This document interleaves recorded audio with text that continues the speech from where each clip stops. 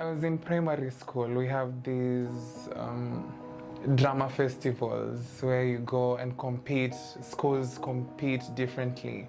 So I happened to be casted for a role. It was a priest, but I made it a priestess because, because I felt I was comfortable doing it that way. So one of the outfits, the priests just wear a long white robe and that's done. So I was supposed to wear that, but you know what? I figured if I am supposed to stand, or if I want to stand out and win like a best actor in that category against other schools, I had to do something to that outfit. So I borrowed a wig from my mom and her heels. So you can imagine a boy in class 6 putting on a wig and a pair of heels, for the role of a priestess. So that was something. Yeah, that was huge. I believe that was the first statement I ever shocked people with my fashion, and I've never forgotten that until this day. Yeah. Yeah. And I remember coming from the hall now after competing. Everyone is quiet, everyone is waiting for the results to be mentioned. Then I was just dragging some stuff and I was dragging them in heels. So it was quack, quack, quack, quack in the whole hall making this noise. And everyone was just looking at me like this. Yeah, so fun times.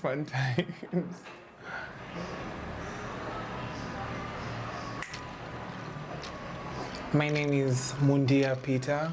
I am 24 years old and born and raised in the outskirts of Nairobi, a small town called Voi town.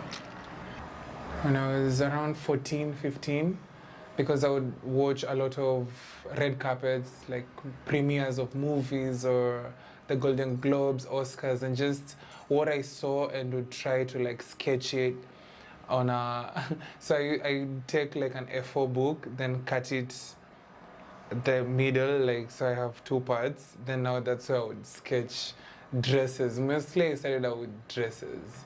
I started sketching out dresses, like gowns.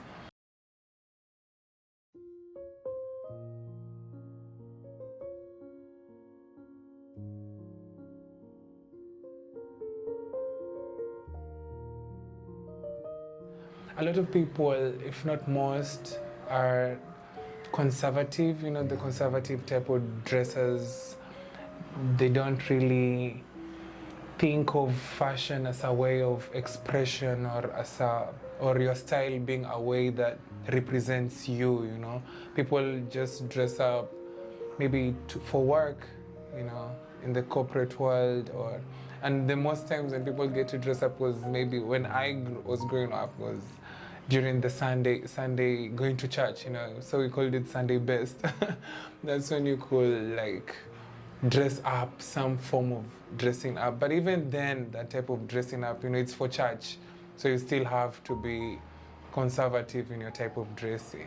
So from that point to this point, I feel like there's a change and now people are trying to find out who they are and how they can connect with clothes, and try and express themselves more. So I say it's changing in a good way, mostly from the youth, yeah, and forcing that change.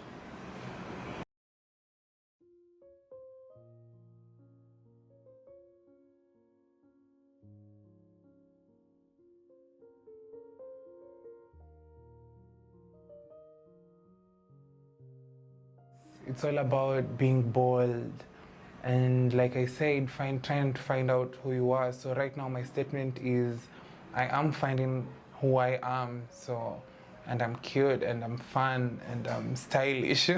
So I really want that to come across in a positive way, Right now I'm currently working under Sevaria.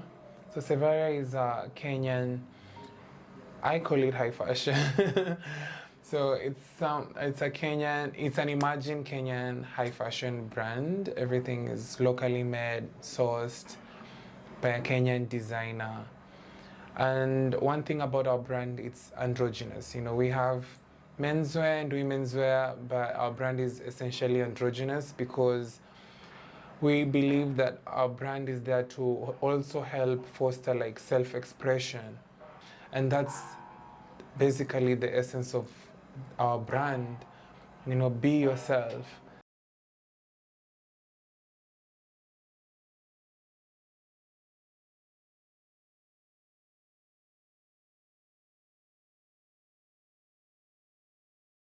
For example, let me see a piece that I can show you.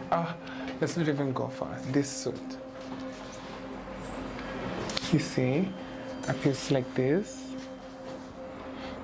So it's a normal two-piece suit, quite tailored to measure, but then there's a little added personality at the back. You see, with the drape. So it's this kind of fashion that I would say put us at the forefront of like an emerging Kenyan brand that is high fashion as well, because we value quality and finishing and also style. So there's that. We have this amazing jacket, also one of like our favorites as well. It's a cool sweat jacket, but then at the back, boom. At the back, boom. So you see we have like fringe. So this, we took inspiration from the Maasai culture. My colleague is partly Maasai.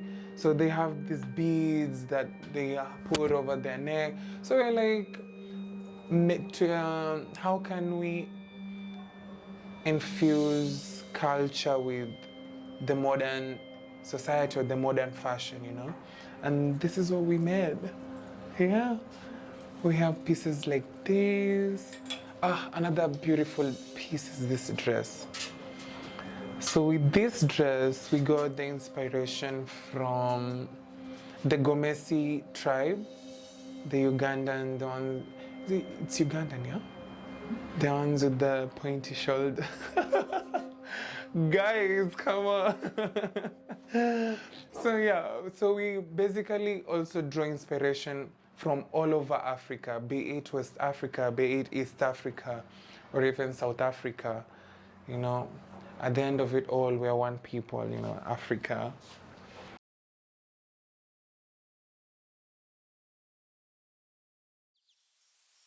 I believe we are such strong, powerful people and very creative.